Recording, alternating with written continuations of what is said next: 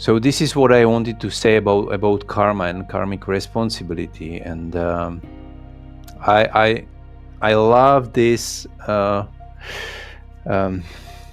story that Ramdas is repeating it in different talks,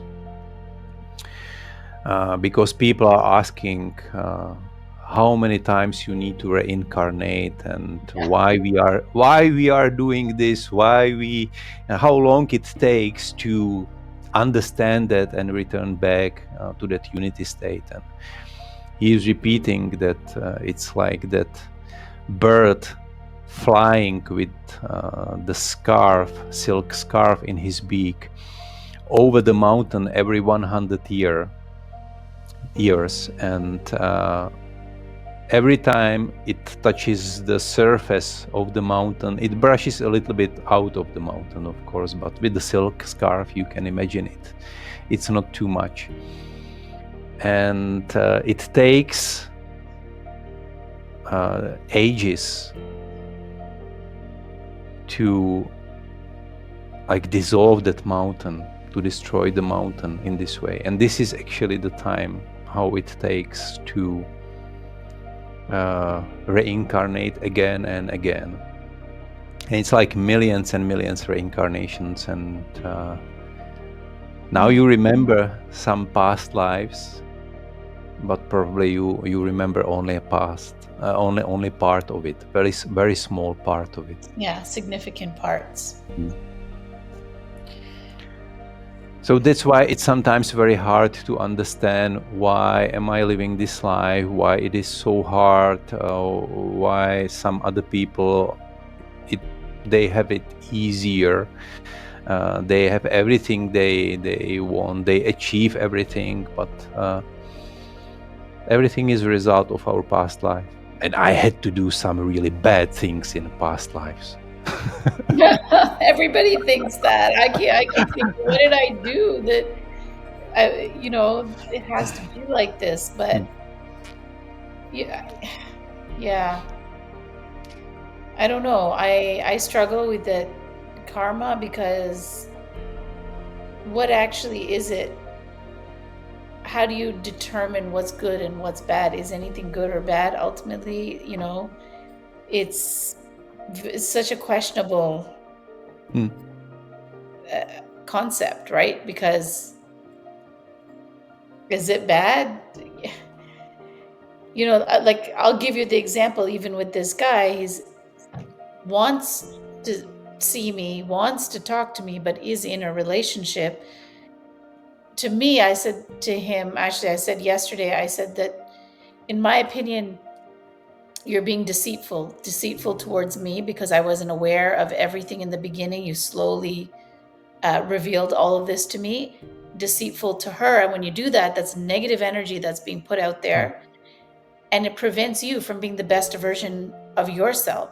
And so I'm not okay with this, because for me, honesty and authenticity, integrity are everything. And so, like, this is not the way. This is not the way. You have to be honest with me, with her, with yourself, and then do things. And I think this is why I get frustrated, because somebody else in my position wouldn't have maybe had that much consideration, compassion, integrity. They would have just done what felt good to them. And here I am saying, like, no, I won't see you and I won't talk to you in this way. It's not okay. It just feels that's what I mean by, like, there's no reward for this. You just keep doing the right thing. Is it the right thing? Should I just do the right thing for me? Should I do the right thing for other people? What's the right thing? If it's making me sad, then how is it the right thing? I think that the only answer to that is it needs to be okay with you, that deep in your heart you need to feel that you are doing a good thing, that you need to be aligned with that. It doesn't mean a good or bad in a sense of some morality or ethics created by a man. It means that it's aligned with your soul, with your purpose. And sometimes it's questionable whether the like the agreement of the people and of the society that something is good and something is bad. It doesn't mean that it's always just and that's always right. Like the law, we create the law, different in different countries and societies to be able to live together. But is it good for us always? Is it just? Is it morally right? Sometimes it's completely wrong. The decision of the judge, for some instance, and it's wrong, that it's not just, but we act according to it. And it's the same with the karma. You need to be okay with that. And I sometimes maybe I'm too much on that side of ethics or morality, and even though it goes against some laws and agreements of the society, but I feel that something is wrong and something is good, and I'm trying to always behave this way. Because if I wouldn't do that, I could feel it inside of me, and I would create that tension inside me that I haven't done something, or I have done something bad.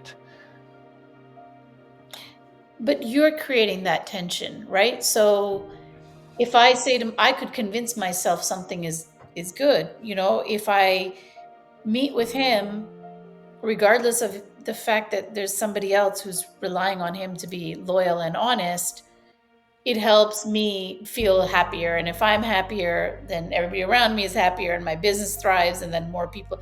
Like, I could Mhm. justify it in any way I want. But deep down, you feel that it's not right, that you are hurting someone. Well, no, that's actually not. I think for me, it's not about that. It's that in the past life, the commitment that I've made to him in this life and in every life is to always spark him to be the best version of himself. And this is not the best. He can do better. And that's Mhm. why I'm not okay with it, because Okay. it's not about that's my, I guess that's when you say that that's your ultimate purpose, right? These are the Mhm. commitments you Mhm. make before coming here. Um, because I don't know, maybe she doesn't care. Maybe it would be good for her if he was disloyal, because then she can leave now as opposed to leaving, 10 years. Mm. I don't know her situation. I only know my commitment, and that's my commitment in every lifetime. And so I have to honor Mm. that, I guess. Yeah. It's about your inner compass, inner feeling. It's and no one can answer that for you. You can feel it's okay. It's like you can justify it, you can explain it to yourself, but it depends what do you feel deep inside about it. You may be okay on a rational level with that, uh, but then you will have to live through that, because you are creating through that action a new ripples on the surface of the universe and your unconsciousness. You will know that, you will remember that you've done that. Mm-hmm. And if you are really deep in your heart or in your soul okay with that, it's okay. It's fine, and you can do that.